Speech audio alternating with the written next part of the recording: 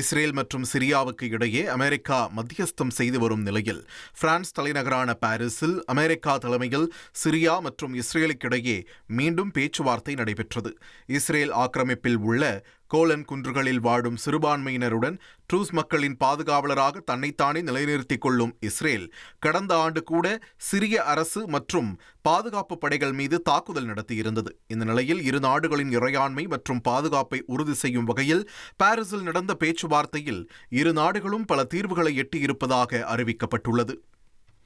சிரியாவின் வடகிழக்கு பகுதிகள் மற்றும் ஆலப்போவில் உள்ள சில பகுதிகளை தங்கள் கட்டுப்பாட்டின் கீழ் வைத்திருக்கும் குர்தி படைகளுக்கும் சிரிய இராணுவத்திற்கும் இடையே வெடித்த மோதல் காரணமாக ஆயிரக்கணக்கான மக்கள் தங்கள் வீடுகளை காலி செய்து பாதுகாப்பான இடங்களுக்கு உடைமைகளுடன் வெளியேறி வருகின்றனர்.